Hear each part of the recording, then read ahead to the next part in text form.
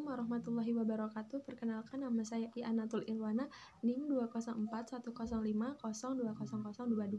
Di sini saya akan menanggapi materi yang telah disampaikan oleh Bapak dosen Dr. Abdul Wadud Nafis LC.MEI mengenai konsep dasar ekonomi Islam.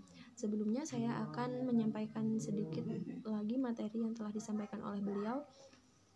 Ekonomi Islam merupakan sebuah cabang ilmu yang membahas dan mempelajari tentang perilaku manusia dalam memenuhi kebutuhannya dan memuaskannya untuk mencapai falah berdasarkan pada prinsip-prinsip dan nilai-nilai Al-Quran, Sunnah, Ijma', dan Qiyas. Sebagai umat Islam, kita perlu memahami konsep ekonomi. Perbedaan antara ekonomi Islam, kapitalis, dan sosialis diantaranya ekonomi Islam bersumber dari Al-Quran, Sunnah, dan ijtihad ulama. Kapitalis bersumber pada pemikiran dan pengalaman manusia. Sosialis bersumber pada pemikiran dan pengalaman manusia. Kemudian yang kedua, Islam kompetisi dikontrol oleh syariat Islam. Sosialis kompetisi usaha bebas dan melahirkan monopoli. Dan yang sosialis tidak terjadi mekanisme pasar dan tidak ada persaingan dan lain sebagainya. Kemudian sumber hukum ekonomi Islam ada 4. Yang pertama Al-Quran, yang kedua As-Sunnah, yang ketiga Ijma', dan yang terakhir Qiyas. Kemudian dasar-dasar ekonomi Islam, yang pertama tauhid atau keesaan Allah.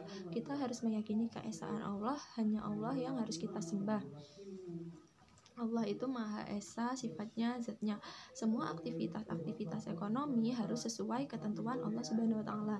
Yang kedua, as-sidqu dan amanah, kejujuran dan tanggung jawab. Ketika kita jujur dan amanah, pasti melahirkan kepercayaan dari orang lain dan mendapat ridha Allah Subhanahu wa taala. Yang ketiga, mengakui hak milik individu dan umum.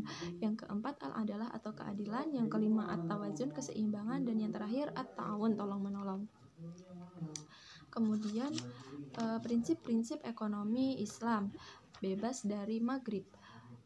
Di sini maghrib dapat diartikan sebagai maisir, bentuk judi, goror, tipuan, dan riba tambahan. Kemudian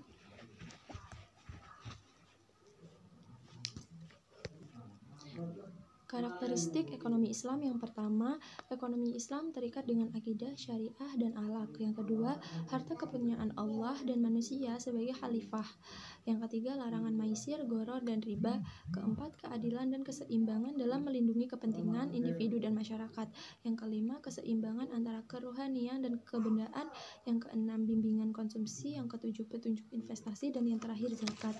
Jadi saya dapat menyimpulkan di sini bahwa dengan mempelajari, memahami, dan mengetahui konsep ekonomi Islam, kita dapat melakukan setiap aktivitas ekonomi dengan tetap mengikuti aturan yang telah ditetapkan dalam Islam dan tidak melanggar aturan yang telah ditetapkan oleh Allah Subhanahu wa taala.